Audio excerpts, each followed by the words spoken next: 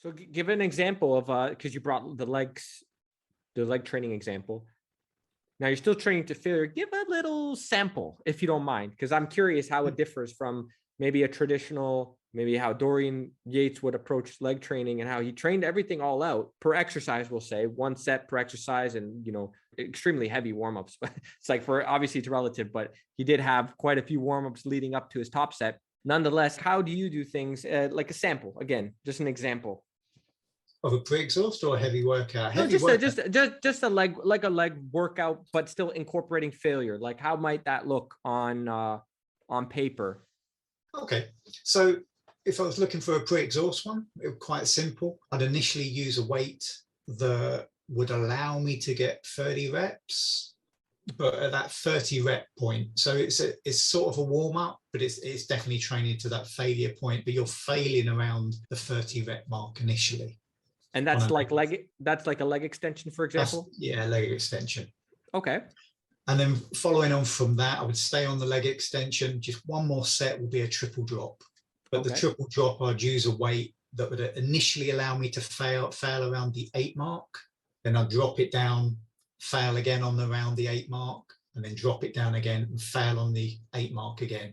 So I'm only doing 2 sets on the leg extension. Then I'd move over to probably a leg press or squat, some sort of big compound movement, do a nice warm-up set just to get everything going in the right direction and moving correctly. And then it's that one real working set that's going to get me failing around the 8 to 10 mark again. After I've done, let's say, the leg press or the squat, then I'll probably move to a hack squat. Again, one pre-warm-up set, which is probably around your 70%, 75% mark of your load. And then it's that one set again where you're going all out. And, you're probably lifting still only around the 10 to 12 mark. You've probably only got, 3-4 working proper sets. And that's it. Quads are done.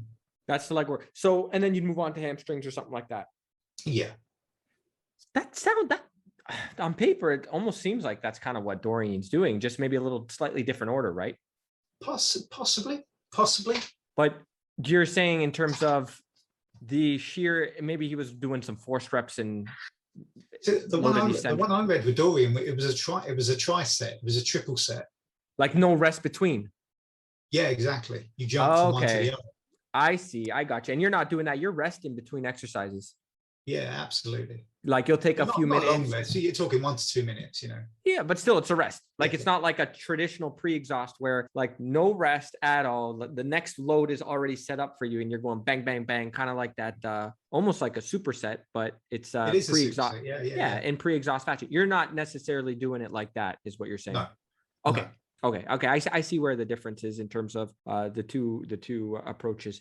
And mainly because it's just too intense to do it that way all the time. No, it's not an intense factor. You've got to consider the safety factor as well. Makes sense. So, if you're jumping from a leg extension to a squat, you're going to be like Bambi. That's your load's going to be diminished, but you're going to be completely unsteady on your feet. And that's just not a good place to be in. Was Dorian Yates, because the Brits will love to mention this, was he an influence as well on training style, motivation, etc.? Again, it was an opportunity, and I saw Dorian several times and went to his seminars. So it's also just to take him on board and what he was doing.